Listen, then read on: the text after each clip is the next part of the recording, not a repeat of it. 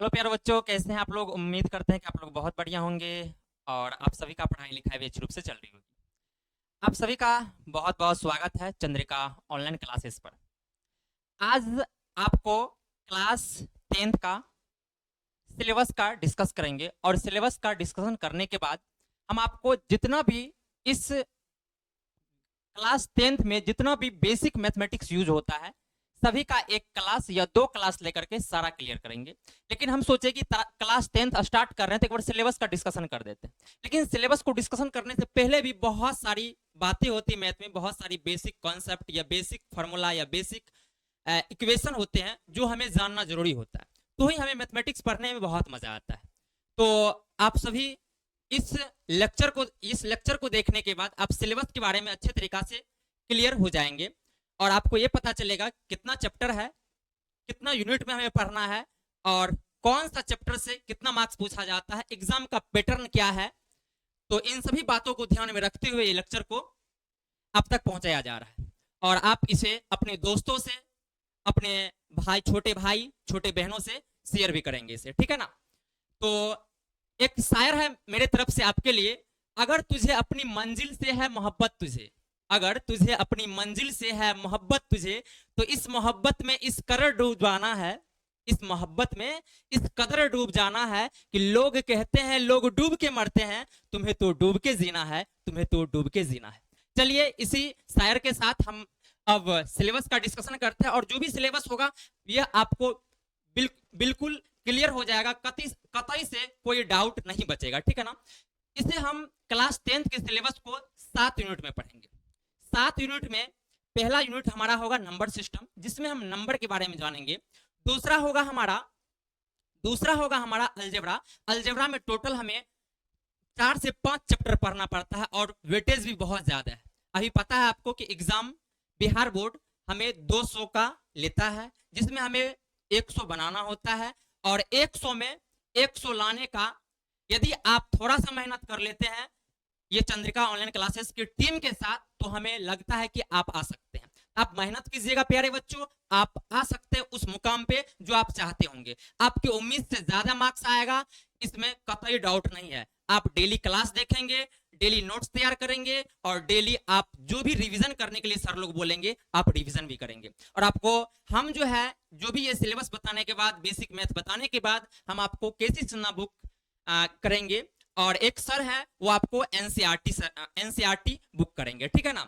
Sir भी syllabus का discussion कर दिए होंगे और हम अपने अकॉर्डिंग भी आपको सिलेबस का डिस्कशन कर देते हैं, ठीक है ना? और आपको पता है कि जो भी सिलेबस में डिस्कस करेंगे मार्क्स जो होगा, जैसे पहला चैप्टर है आपको 10 मार्क्स का पूछा जाता है। यदि 100 का एग्जाम होता है, 100 का एग्जाम होता है तो आपको वहां पर 10 मार्क्स पहला चैप्टर से पूछा जाता है। लेकिन अभी तो दोगुना है, तो हम जो इस पे मार्क्स लिखे होंगे वो दोगुना करके लिखे हैं, ठीक है ना? लेकिन आप उसको हाफ करेंगे, जब आपका बोर्ड 100 का होता तब उतना पूछता, लेकिन अभी आपका 200 का है तो हम दोगुना करके वहां पे लिखे हुए हैं, ठीक है ना? तो पहला चैप्टर हमें फर्स्ट यूनिट में पढ़ना पड़ता है।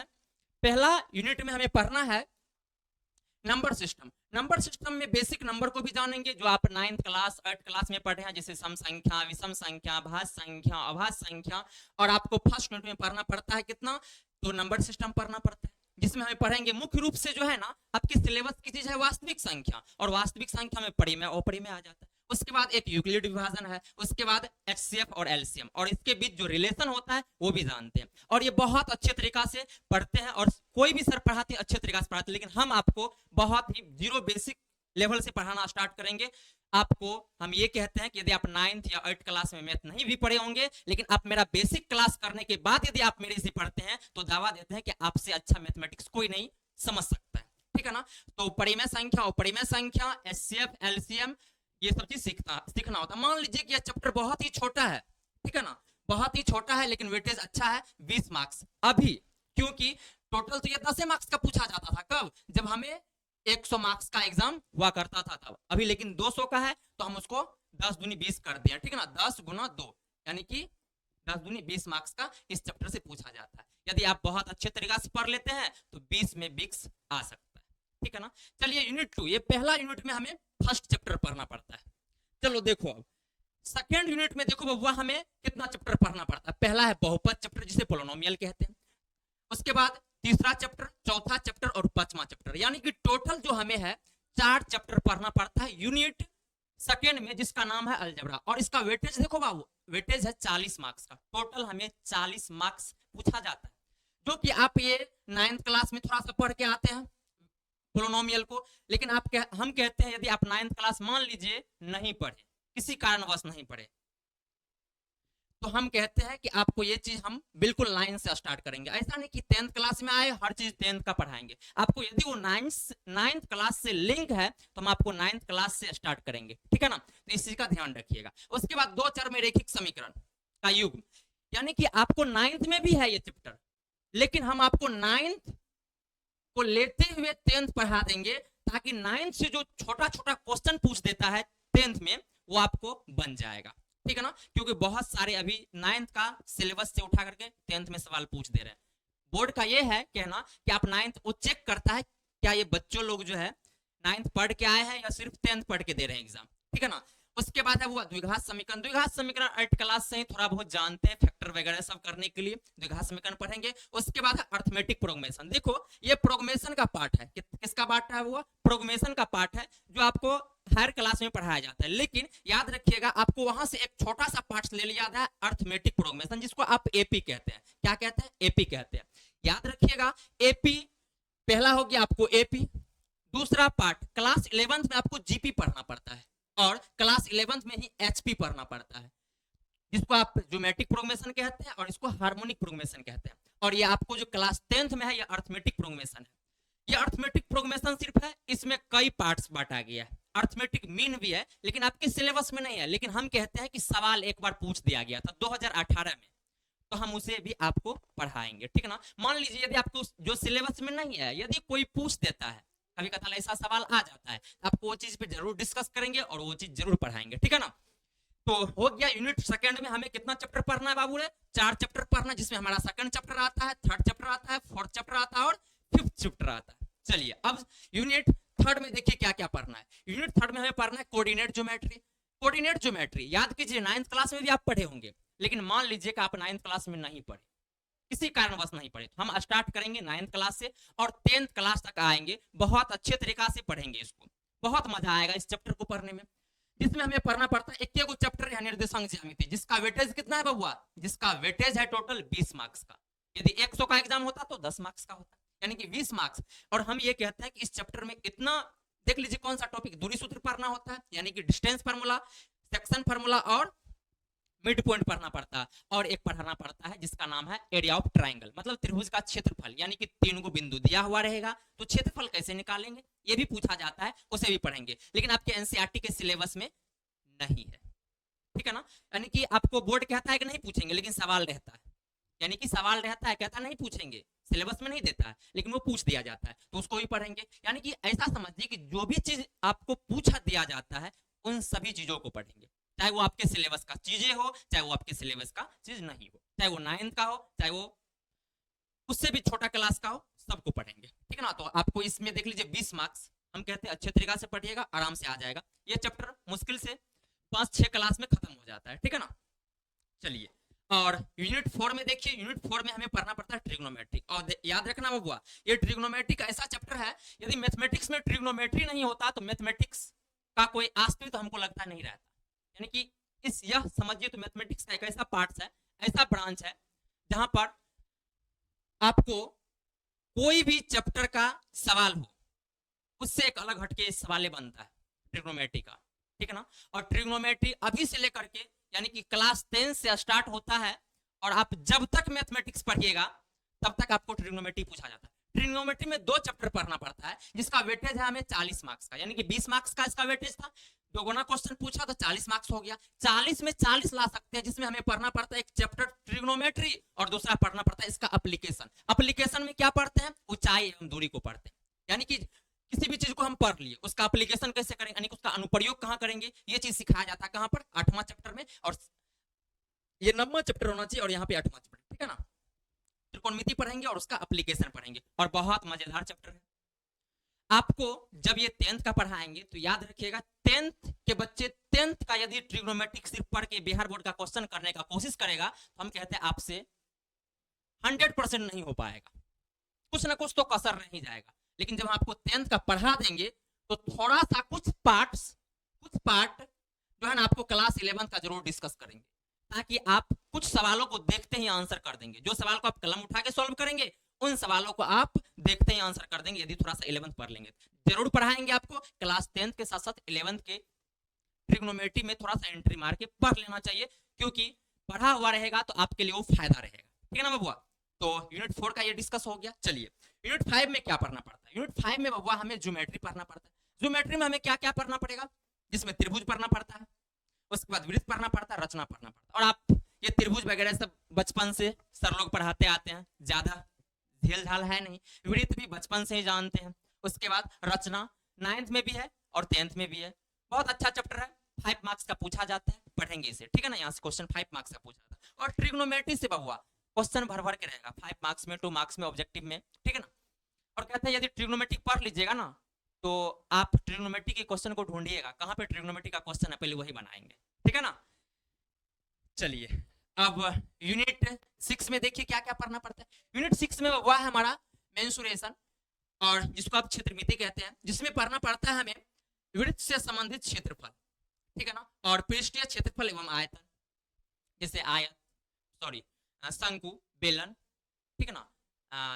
यही सब चीज पढ़ना है। और यहाँ से 5 मार्क्स का बबुआ क्वेश्चन पूछा जाता है। चैप्टर आसान है, बस थोड़ा सा फार्मूला पर ज्यादा बेस बनता है। फार्मूला यदि आपको याद है तो सवाल कर लोगे, फार्मूला यदि याद नहीं रहेगा तो बाबू नहीं कर पाओगे। ठीक है ना? और वो फार्मूला याद कैसे होगा?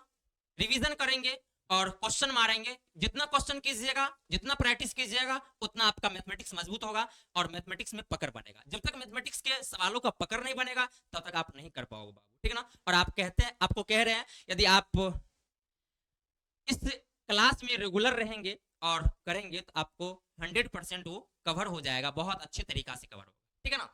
चलिए ये हो गया यूनिट 6 की बात, जिसमें आपको 40 मार्क्स का पूछा जाएगा। ठीक है ना? यानी कि वेटेज तो इसका 20 मार्क्स का था, दुगुना क्वेश्चन है तो 40 मार्क्स का पूछा जाएगा बाबू साहब। ठीक है ना? तो इसे आप ध्यान में रखेंगे, बहुत अच्छा चैप्टर है, 2 ही चैप्टर इसमें पढ़ना पड़ता है, लेकिन वेटेज अच्छा खासा है मार्क्स का। और संख्यांकी, जिसको आप एस्थेटिक्स कहते हैं, जिसमें हमें पढ़ना पड़ता है, इसका वेटेज देख लीजिए कितना अच्छा है, 20 मार्क्स। जिसमें हमें पढ़ना पड़ता है माद, माध्यक, बहुलक। लास्ट में जो खखड़ी सब बच्चा होता है ना, कहता है कि सर हल्का हल्का चीज पढ़ा दीजिए ना, वो हल्का हल्का चीज पढ़ लेता है, माद, माध्यक, बहुलक, यानी कि बहुत आसानी से सवाल बन जाता है। देखते ही ऑब्जेक्टिव का सवाल तो देखते आप आंसर कर दीजिएगा। थोड़ा सा 2 मार्क्स 5 मार्क्स, यहाँ से 5 मार्क्स का पूछता है माद, माध्यक, बहुलक से। ठीक है ना? और एक चीज पूछता था बाबा, परिसर, परिसर, जिसको आप रेंज कहते हैं। सिलेबस का चीज नहीं है, लेकिन पूछता है। 2018 में सबसे पहले ऑब्जेक्टिव यहीं से पूछा था। ठीक है ना? उसके बाद ऑब्जेक्टिव बार बार एगो दोगो यहाँ से आते रहता है, रेंज से भी। माध्यक बहुलक तो रहेगा ही, रेंज भी। उसके बाद बाबा प्रायिक था, जिसको आप प्रोबेबिलिटी कहते हैं, यानी कि संभावना, किसी भी चीज का संभावना लगाना। ठीक है ना? आज बारिश का होना 70% संभावना है, नहीं होना 30% है। इस प्रकार से इसमें पढ़ेंगे, बहुत मजेदार चैप्टर है। और ये 9th में भी आप पढ़े होंगे। और ये चीज भी माध्य, माध्यक, बहुलक भी 9th में पढ़ते हैं बच्चे। ठीक है ना? और आप पढ़े भी होंगे, नहीं पढ़े होंगे तो 9th से स्टार्ट किया जाएगा हर चीज को। यदि 9th से वो लिंक है तो आपको 9th क्लास से ही उठा करके 10th में लाएंगे। ठीक है ना? ऐसा नहीं कि आए 10th के सवाल को सिर्फ हम सॉल्व कर रहे हैं। आपको पहले थ्योरी दिया जाएगा, उसके बाद हाथ का एग्जाम्पल दिया जाएगा ताकि वो बच्चों को सुविधा लगे, उसके बाद बुक के सवाल करेंगे और आपको बहुत अच्छा तरीका से सारा कुछ क्लियर हो जाएगा। अब थोड़ा एग्जाम पैटर्न की बात कर लेते हैं। देखो वह हमारा अभी 100 मार्क्स का मैथ का एग्जाम होता है, 100 मार्क्स का सिलेबस है, लेकिन अभी क्वेश्चन पूछा जा रहा है 2 गुना, तो ये हो गया 200। ठीक है ना? लेकिन हम 100 पे ही बात करेंगे, आप इन दोनों को एक ही समझेंगे क्योंकि क्वेश्चन 2 गुना है। ठीक है ना? अब देख लीजिए एक कहाँ कहाँ क्वेश्चन कहाँ जाता है। क्वेश्चन जाता है वो पहले ऑब्जेक्टिव पे, ऑब्जेक्टिव पर, ऑब्जेक्टिव पर। ऑब्जेक्टिव आपको पूछा जाएगा 100। कितना पूछा जाएगा बाबा? 100 पूछा जाता है।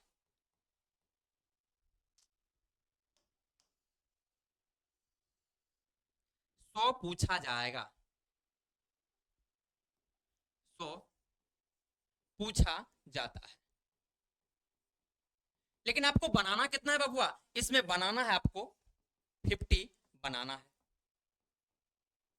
यानी कि आपके पास ऑप्शन है 50 छोड़ने के लिए, यानी कि 50 आप छोड़ भी देंगे ना तो 50 आपको बिल्कुल करेक्ट कर सकते हैं 50 में 50, यानी कि आपको ऑब्जेक्टिव में मान के चलिए कि मार्क्स नहीं कटने वाला है, ठीक है ना। अब बात है सब्जेक्टिव का, सब्जेक्टिव में भी छोड़ने का ऑप्शन बहुत अच्छा खासा दिया है आपको।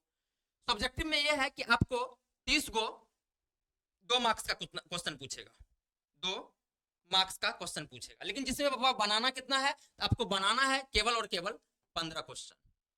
कितना बनाना है, 15 क्वेश्चन बनाना है, 15 सवाल को सॉल्व करना है, सॉल्व करना है। और यहां से ये तो हो गया 50 मार्क्स, यहां से यानी कि ऑब्जेक्टिव है तो 1 मार्क्स का रहता है, तो ये हो गया 50 मार्क्स, 50 मार्क्स यहां से। और ये देख लीजिए ये 15 क्वेश्चन सॉल्व करना है, ये 2 गुना हो जाएगा 2 मार्क्स, तो ये टोटल हो गया हमें 15 दूनी 30, 30 मार्क्स, 30 मार्क्स यहां से। उसके बाद बबुआ हमें लॉन्ग क्वेश्चन, जिसमें हमें 5 मार्क्स का पूछा जाता है, 8 को पूछा जाता है 5 मार्क्स का क्वेश्चन, 8 5 मार्क्स का क्वेश्चन पूछा जाता है, जिसमें बबुआ हमें बनाना होता है, जिसमें हमें बनाना होता है 4 क्वेश्चन, 4 सवाल को क्या करना है, सॉल्व करना है।